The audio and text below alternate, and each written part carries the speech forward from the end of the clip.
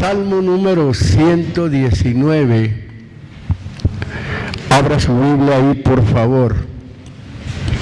Salmo 119, versículo número 18. Desde el 17 vamos a este pedacito, ¿verdad? Esta porcioncita, vamos a tomar 2 versículos de ella. Cuando ya lo tenga puede decir amén, amén, con todo su corazón. Dice así, ¿ya lo tiene?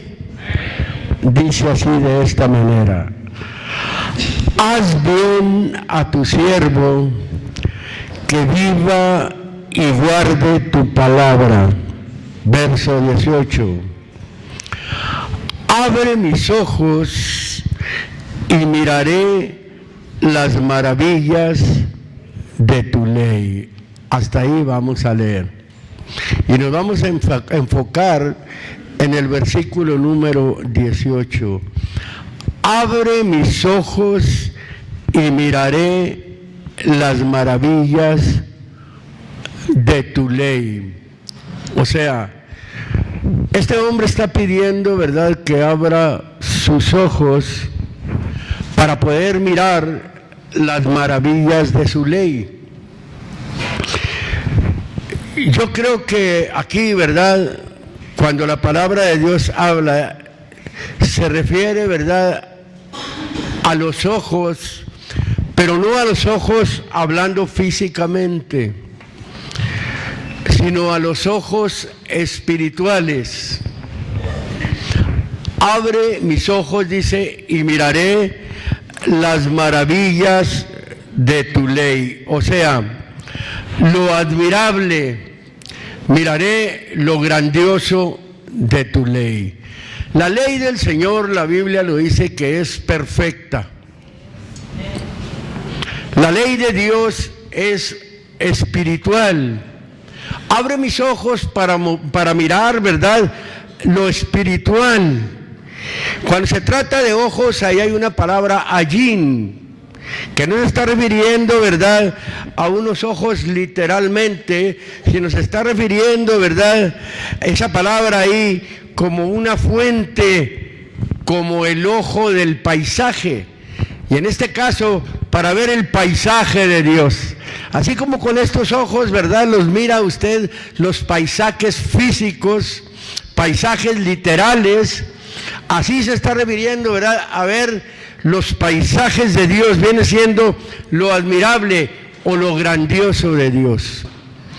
Esta es la provocación, ¿verdad?, de las palabras que este hombre expresa aquí, ¿verdad?, como alguien que conoce lo de Dios, como alguien, ¿verdad?, que necesita conocer mejor, necesita ver las maravillas o lo maravilloso de la ley de Dios. Nosotros sabemos que el ojo, viene siendo el órgano de la vista. Ya refiriéndonos nosotros, ¿verdad?, a el ojo físico, vaya, es el órgano de la vista. Pero en el que se está refiriendo aquí, está refiriéndose, ¿verdad?, a los ojos, que lo vamos a ver, que viene siendo, ¿verdad?, un entendimiento abierto, un entendimiento despierto, para poder ver nosotros las maravillas de la ley de Dios. En el libro de los Efesios, capítulo número 1, vamos a irnos despacio, con calma, para poder captar estas cosas.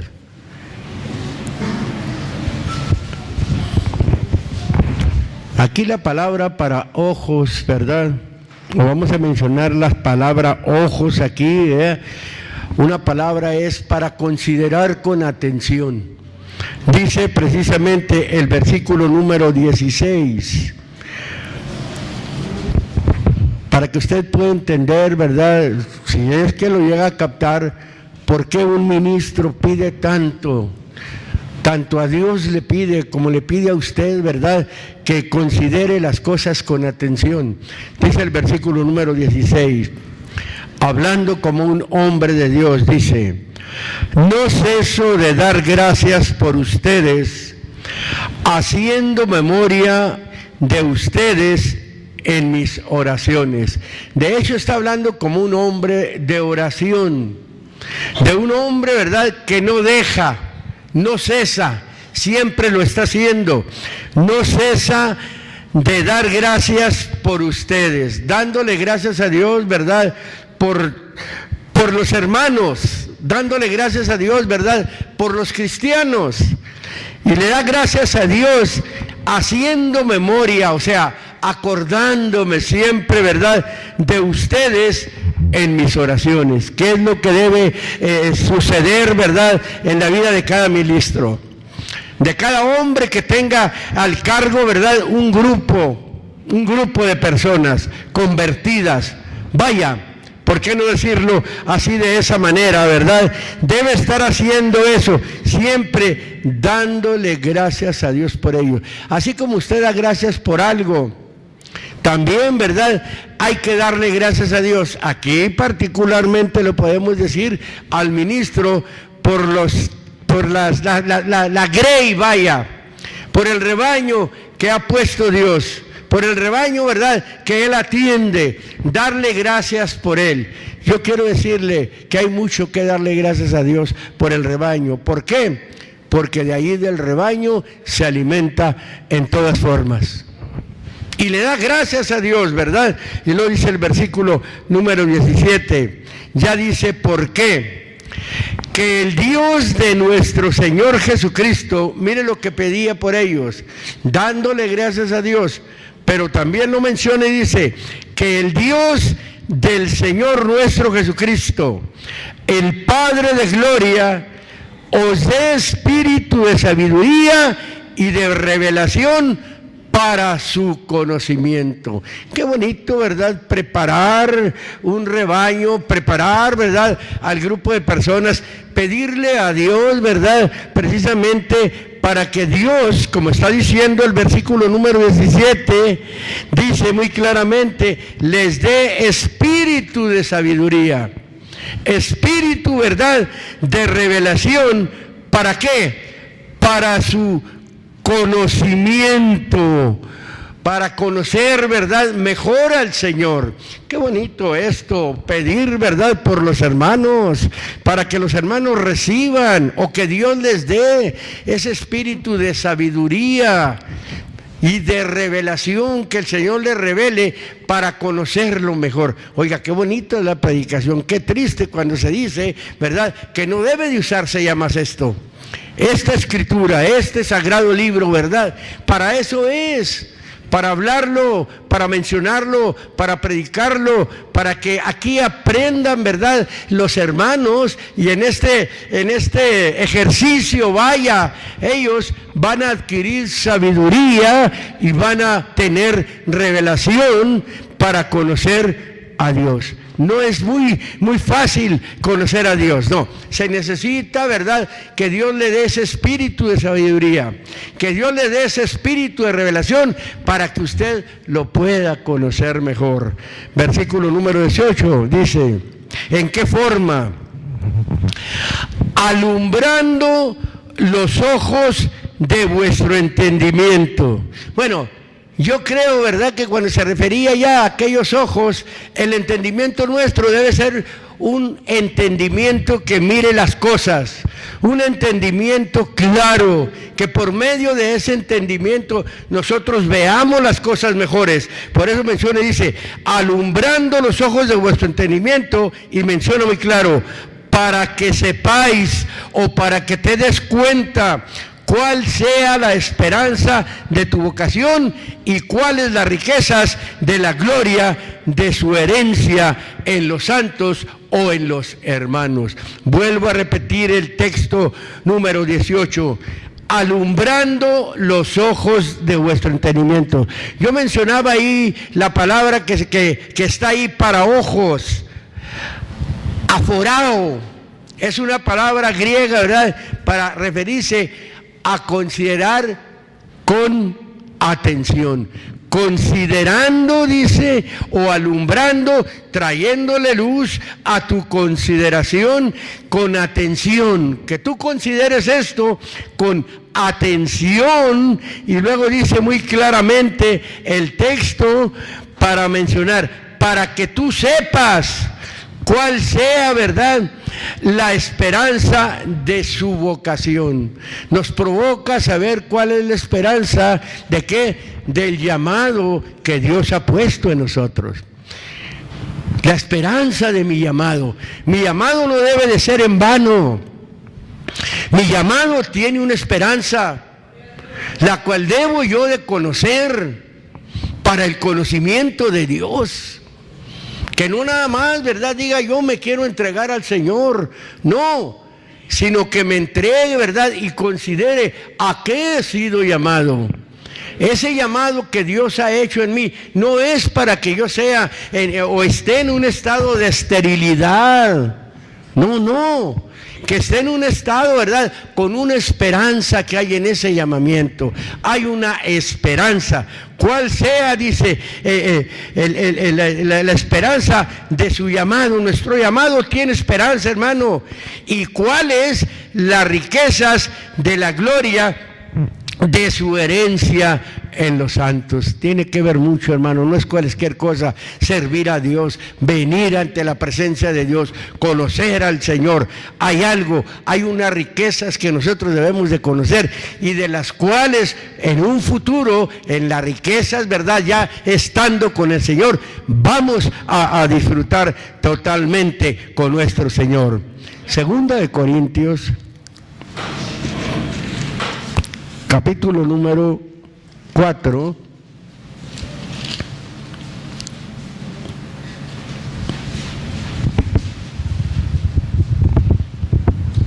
Cuando la Biblia habla aquí de entendimiento, está hablando precisamente, ¿verdad?, de percepción, está hablando de propósito. Voy a leerlo.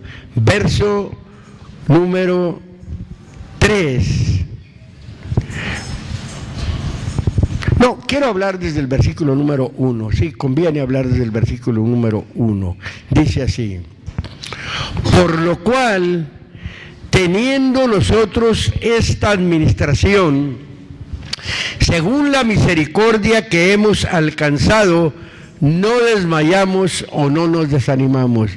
Fíjese, cuando está mencionando aquí dice, por lo cual teniendo nosotros esta administración. No una vez lo he dicho muchas veces.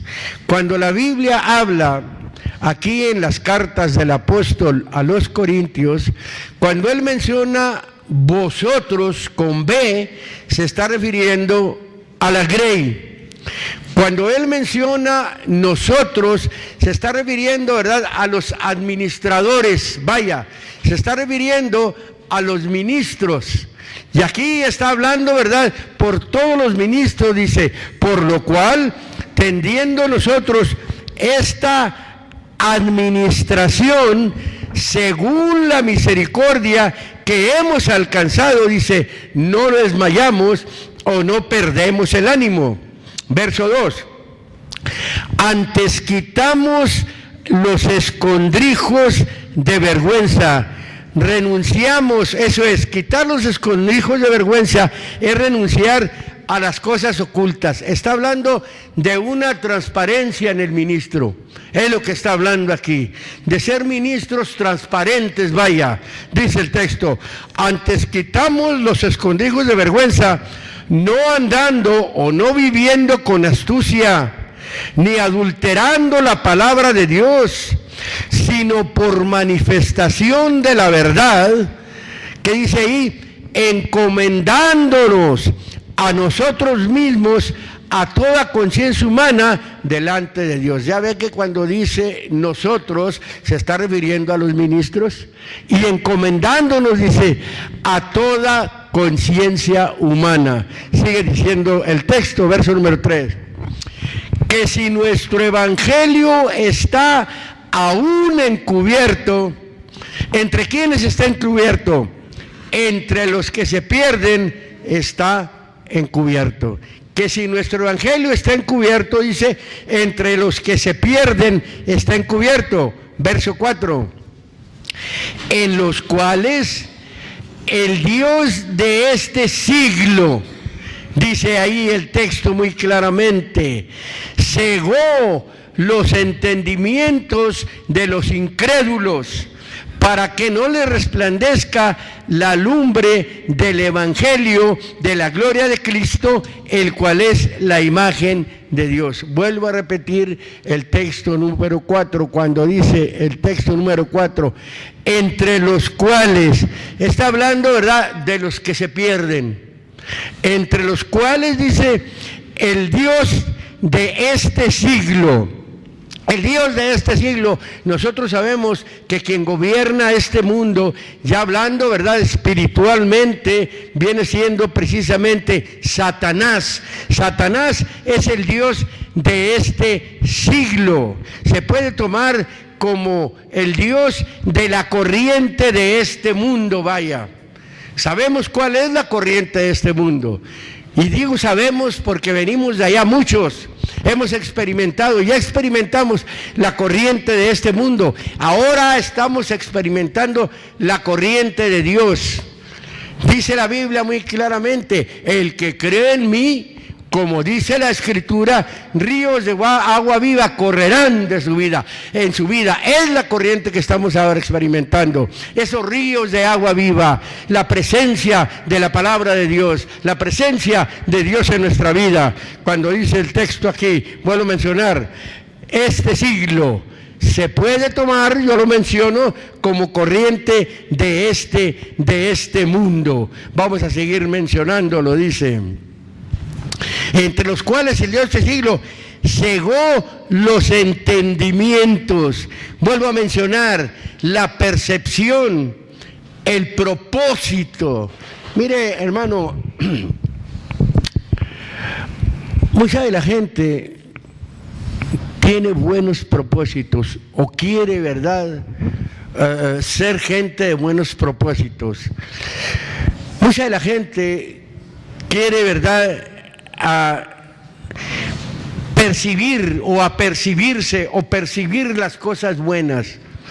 Las alcanza a percibir hasta cierto punto nada más. Pero hay algo que trabaja la humanidad, la mente de los humanos, el Dios de este siglo. ¿Y qué es lo que hace?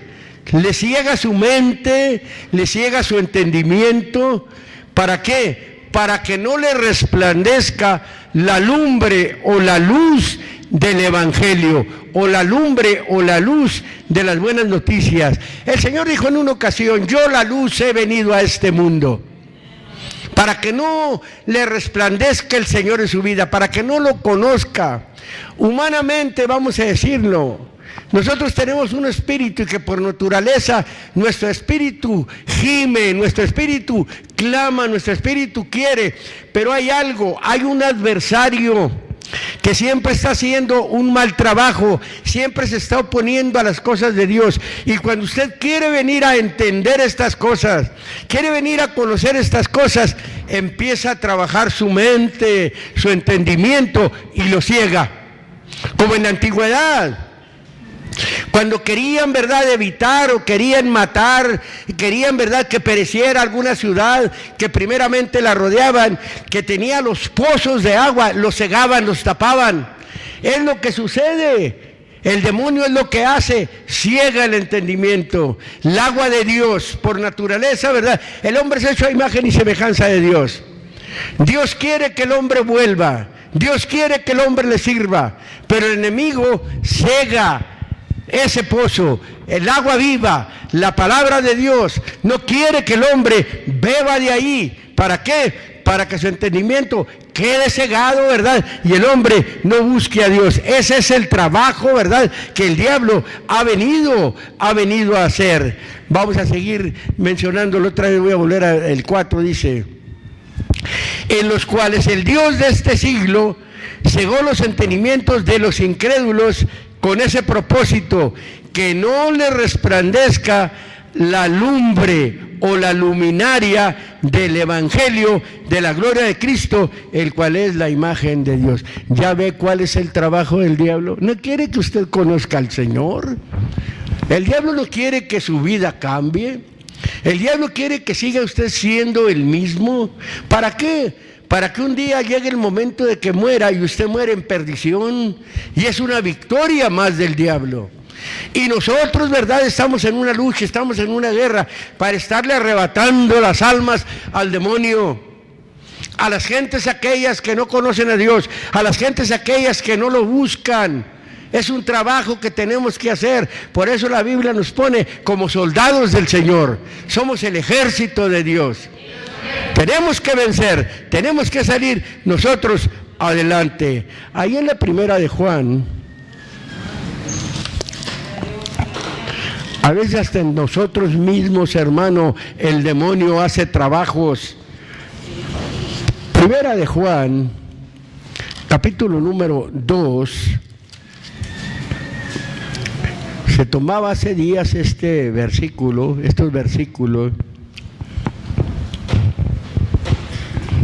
Está duro esto, ¿verdad?, que vamos a mencionar ahorita. Pero digo yo, para nosotros no puede estar duro. Cuando el hombre aprende, ¿verdad?, en su corazón, se ha visto una persona madura. Es una persona, ¿verdad?, que aprende. Cuando el hombre aprende a perdonar, o la mujer aprende a perdonar, ha dado un gran paso en su vida. Ha vencido mucho en su vida. Y aquí vamos a mencionar algo, dice el verso número 9.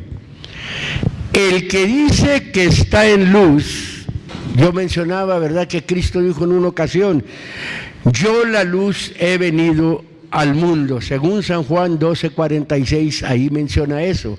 Vamos a suplir esto por decir, el que dice que está en Cristo y aborrece a su hermano, el tal aún está en tinieblas. Ahí hay una palabra para aborrecer. El que dice que está en luz y detesta o ama menos, odia, persigue a su hermano, dice muy claramente ahí, el tal aún está en tinieblas o en oscuridad, todavía está en oculto, no le ha resplandecido la luz. Por eso esta etapa, digo yo, hay que vencerla. Es como la carrera, ¿verdad? Es una carrera pero esta es una carrera de obstáculos. Cada cosa que nosotros nos impide ser mejores, hermano, es un obstáculo. Cada obstáculo que usted brinca o cada experiencia contraria, cada cosa que usted no puede vencer, es un obstáculo. Cuando usted vence, el ejemplo, aquí lo vamos a poner.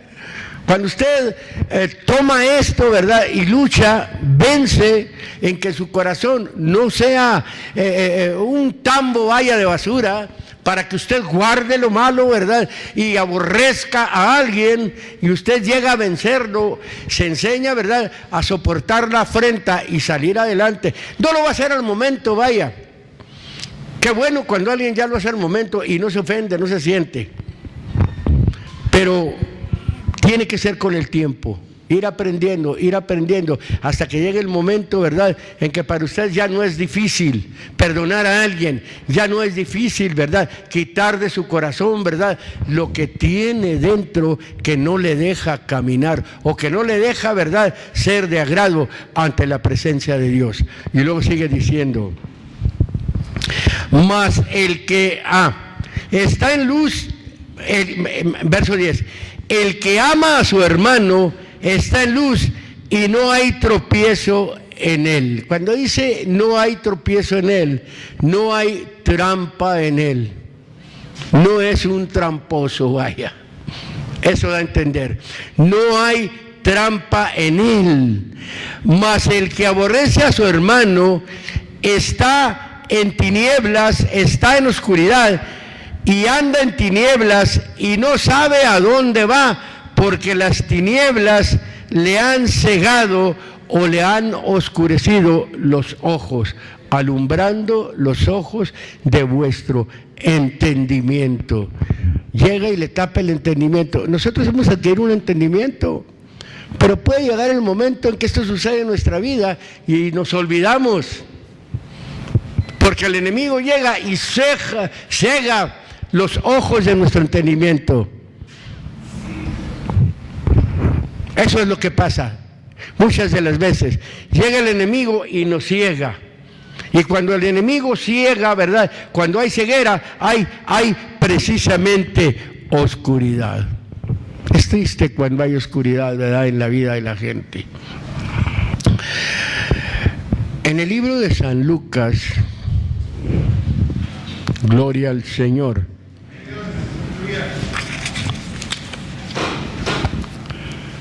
En el capítulo número 4, ¿cómo podremos nosotros ayudar a alguien? No podemos ayudar a nadie si nosotros estamos ciegos.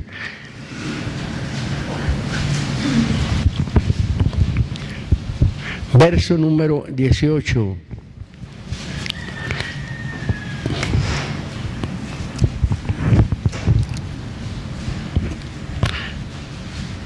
Dice el versículo número 18. Estas son palabras del Señor Jesucristo, ¿verdad? Dice el verso 18. El Espíritu del Señor es sobre mí.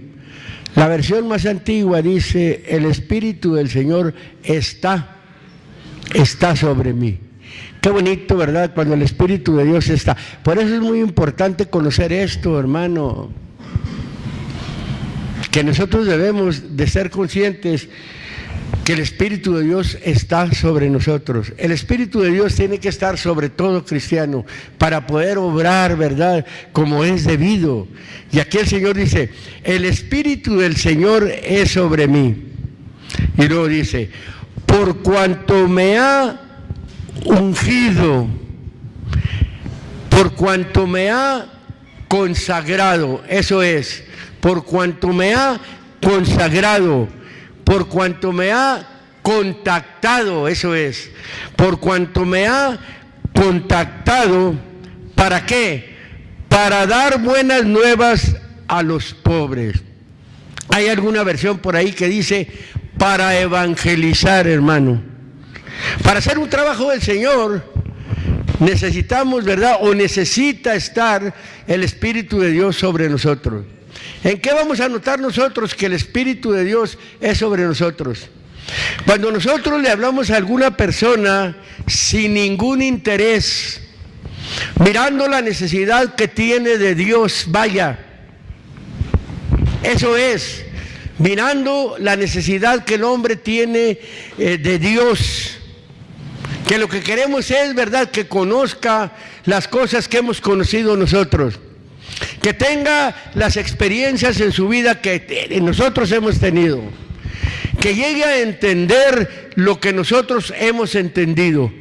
Eso es, ¿verdad?, cuando el Espíritu de Dios está sobre una persona. No nada más hablar por hablar. Hablar por hablar no es evangelizar. Evangelizar es llevar unas buenas noticias, no llevar noticias malas a una persona. Llevarle, ¿verdad?, las buenas noticias, que son las buenas noticias de Dios. Menciona y dice: por cuanto me ha ungido para dar buenas nuevas a los pobres. Oiga, la consagración, el contacto con Dios, o qué trae el Espíritu de Dios sobre una persona, manifiesta consagración, manifiesta un contacto de Dios. ¿Para qué? Para manifestarlo, que es apto para llevar las buenas noticias de Dios a la gente, que ha sido enviado, y lo dice, para llevar las buenas nuevas a los pobres. Me ha enviado para sanar a los quebrantados de corazón.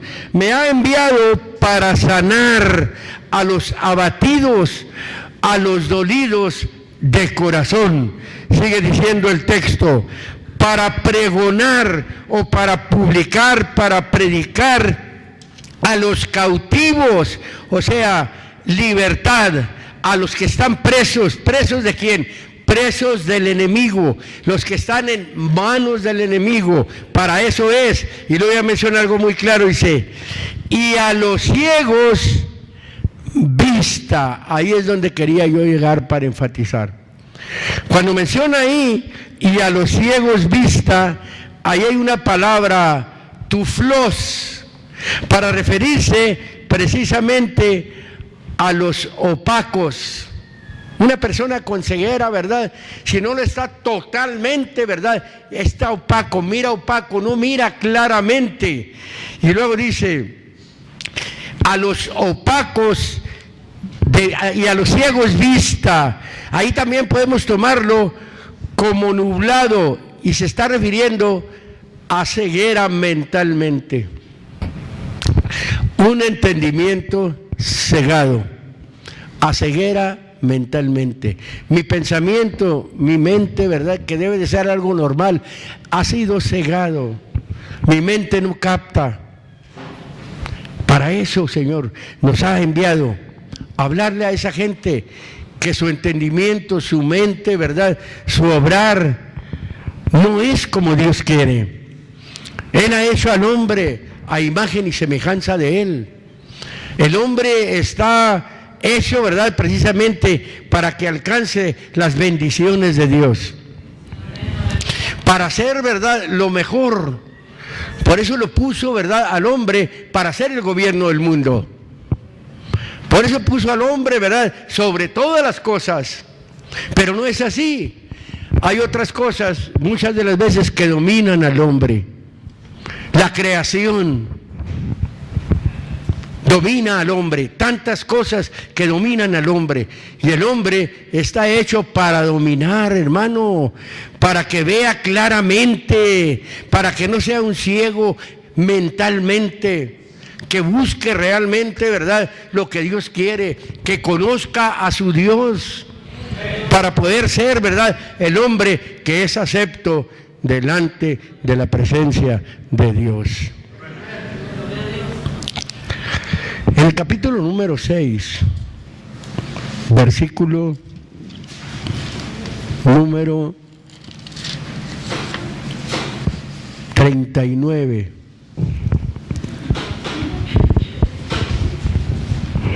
Vamos a mencionar ahí, el texto dice así.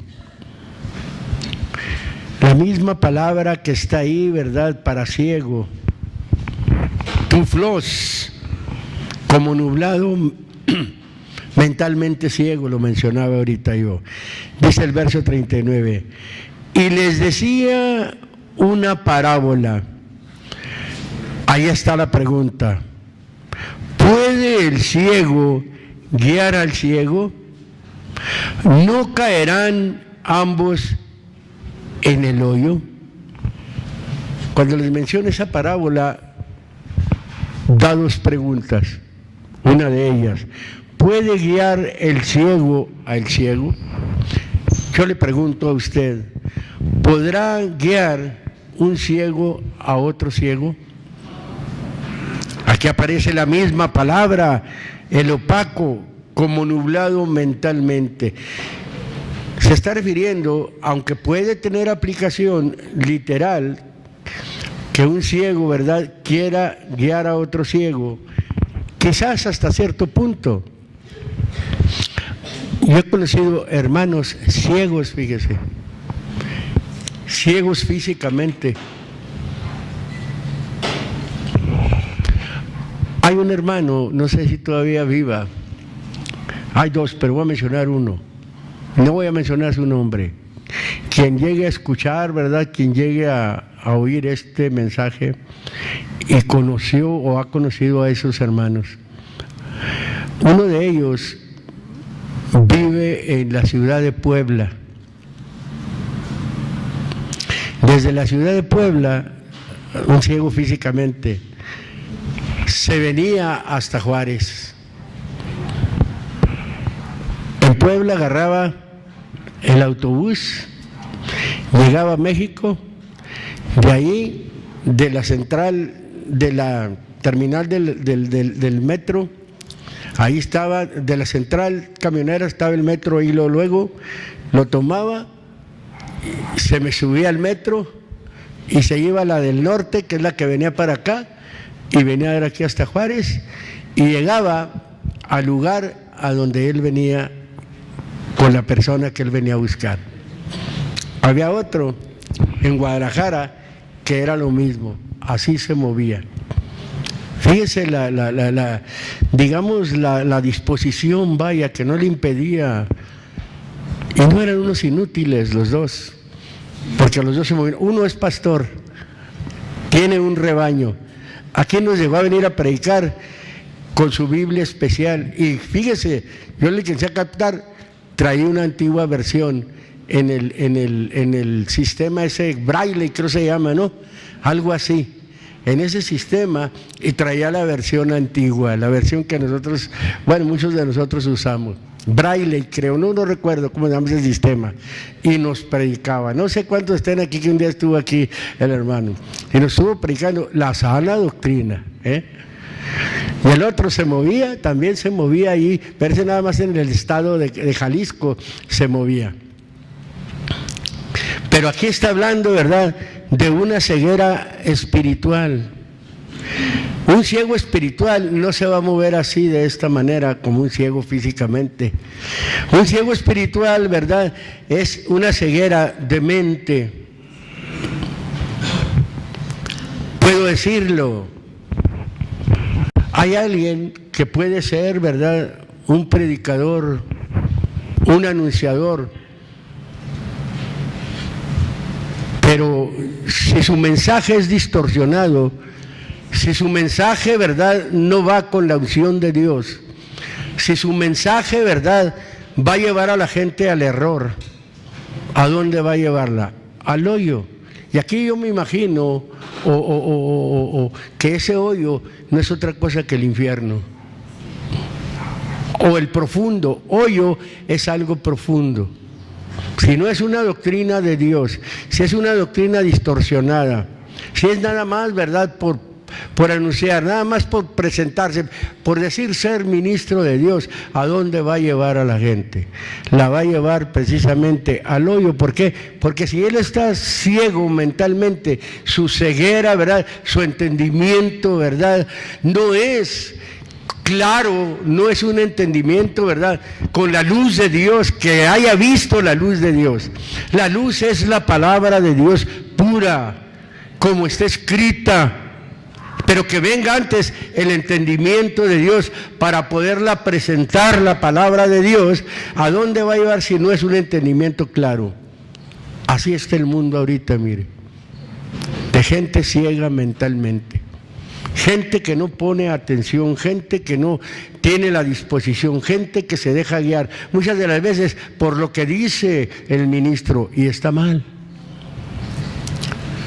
La Biblia dice que ¿a dónde va a guiar Dios? El Espíritu de Dios, la Biblia dice que guía a toda verdad y a toda justicia. ¿Qué dijo el Señor? El Espíritu del Señor está sobre mí. Y el Espíritu de Dios sobre una persona, la persona va a guiar a toda verdad y a toda justicia, porque no es Él, es Dios en Él guiando. Él es el que hace el trabajo. Él guía a toda verdad y a toda justicia. A veces no nos gusta la verdad, no nos gusta la justicia a muchos de nosotros. Preferimos ser guiados por otros. No, hermano, nosotros no debemos estar opacos, no debemos padecer esa ceguera, sino para poder guiar a toda verdad y a toda justicia. En el libro de San Mateo, en el capítulo 15, me parece,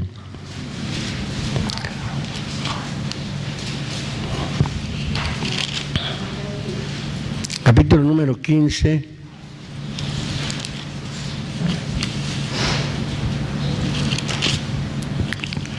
versículo número 12,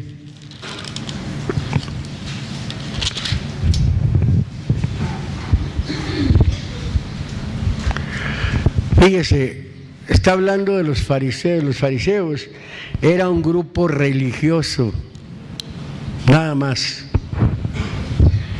Dice el verso número 12. Entonces, llegándose sus discípulos, le dijeron: ¿sabes que los fariseos, oyendo esta palabra, se ofendieron? Como suele suceder, hermano. Cuando se habla la doctrina sana, hay gente que le cala y que le duele. Toda esa gente no le predica a la gente de su pecado, no le predica el pecado, puro amor, puras cosas blanditas, puro palmearle, puro sobarlo. Y luego dice, entonces llegando sus discípulos le dijeron: ¿sabes que los fariseos, oyendo esta palabra, se ofendieron? Refiriéndose, ¿verdad?, a la doctrina de Dios. Mas respondiendo él dijo: toda planta que no plantó mi Padre Celestial, ¿qué dice?, será desarraigada. ¿En qué vienen cayendo, verdad, las doctrinas erróneas? ¿En qué vienen cayendo el predicador erróneo? Y lo sigue diciendo: dejadlos, son guías, son ciegos, guías de ciegos, y si el ciego guiare al ciego, ambos caerán en el hoyo. El hoyo viene siendo un hueco en la tierra. La Biblia habla y lo dice. ¿En dónde está el infierno? Está en el centro de la tierra. Hasta allá va a ir a dar alguien, ¿verdad? Un guía ciego va a ir, ¿verdad? A quien lleva guiando, lo va a llevar también junto con él al hoyo. Para allá va, para el infierno. Eso es. Cuando no se provoca la verdad, cuando no se provoca, ¿verdad?, a la justicia, para allá va a dar. Mira, hay una experiencia, si alcanza el tiempo, San Juan capítulo 9.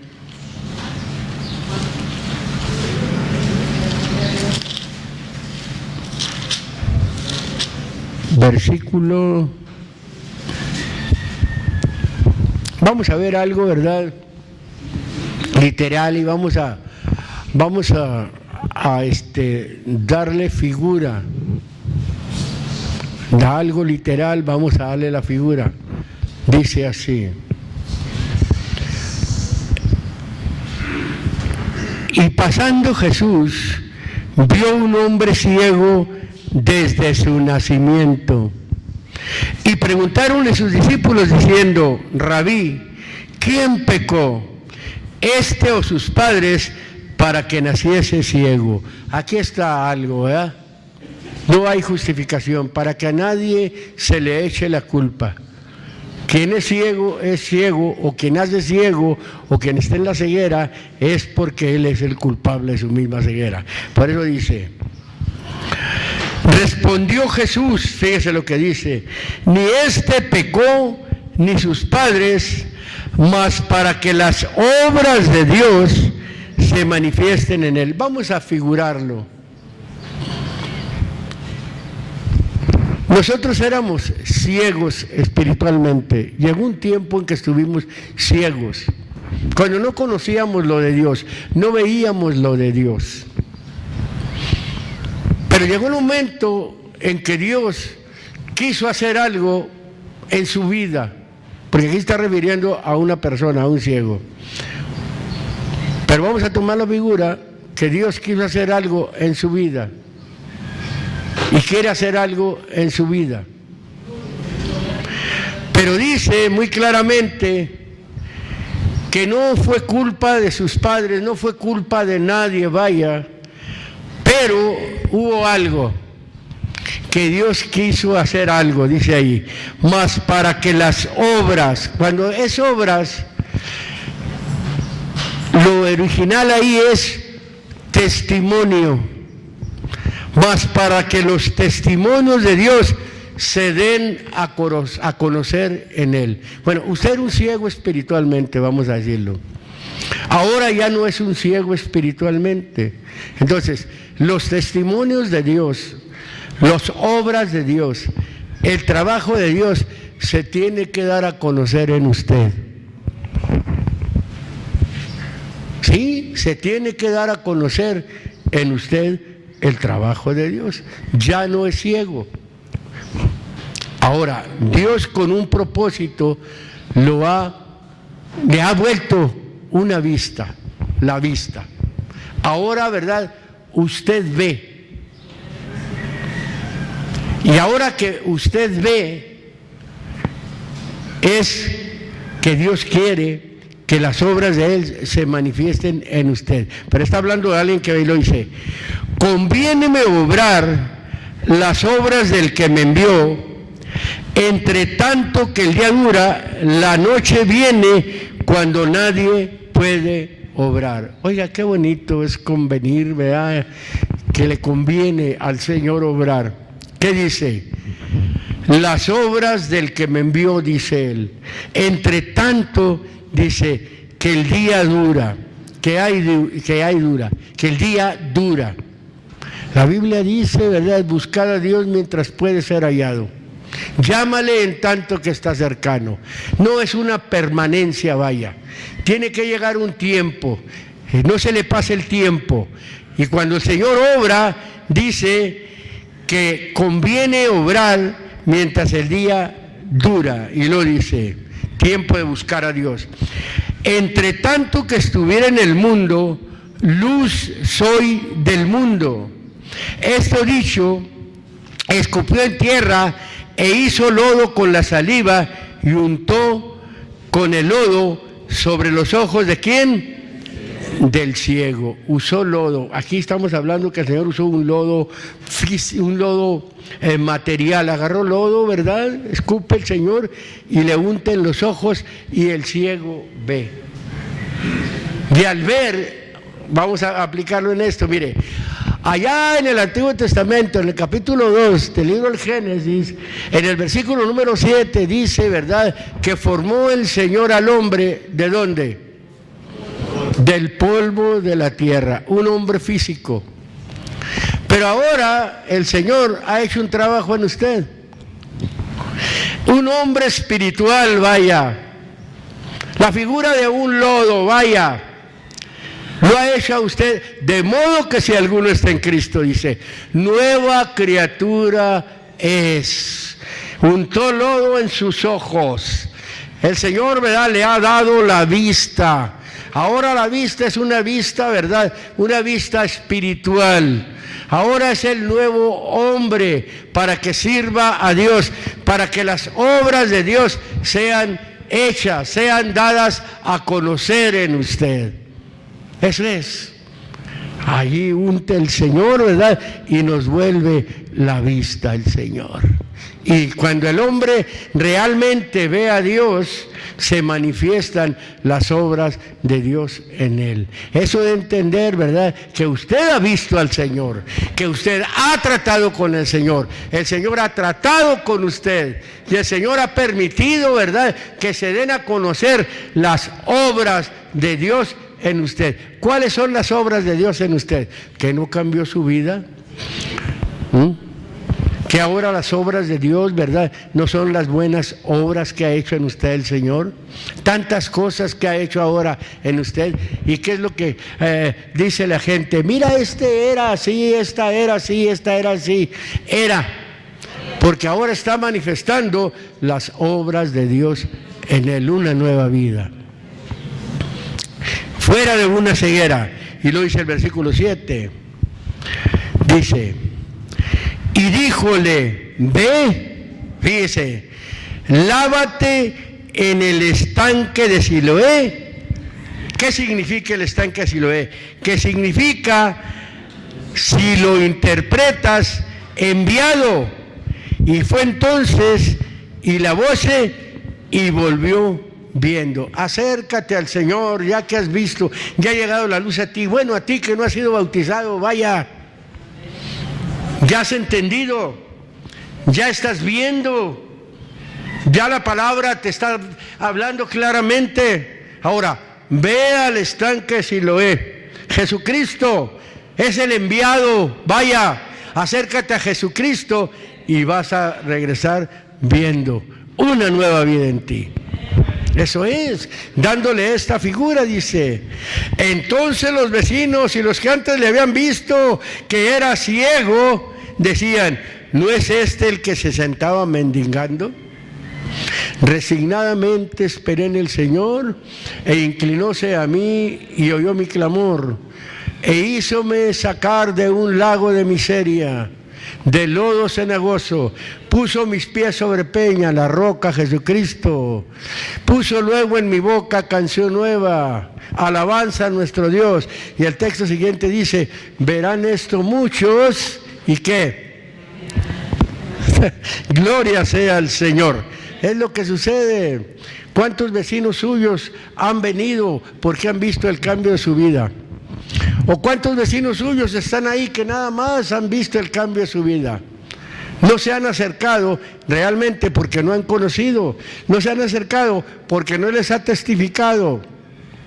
Les ha testificado únicamente con el cambio de su vida, pero no les ha hablado. Ellos necesitan conocer, bueno, ¿cómo es que este cambió? ¿Cómo es que esta cambió? Mira, el cambio de mi vida fue así, así, así, así. En ningún otro hay salud, porque no hay otro nombre bajo este cielo dado a los hombres en el cual tú puedas ser salvo. Lo hace que vea, ya ve. Y entonces ya cuando ve, la recomendación es, acércate a Cristo, ve al estanque y lávate. ¿Qué dice el libro de los Hechos, capítulo número 16? Ahora pues, ¿por qué te detienes? Bautízate. ¿Y lo que dice? Y lava tus pecados en el estanque de Siloé, invocando su nombre. Ahí está. Esa es la provocación, ¿verdad? En esta tarde. Músicos.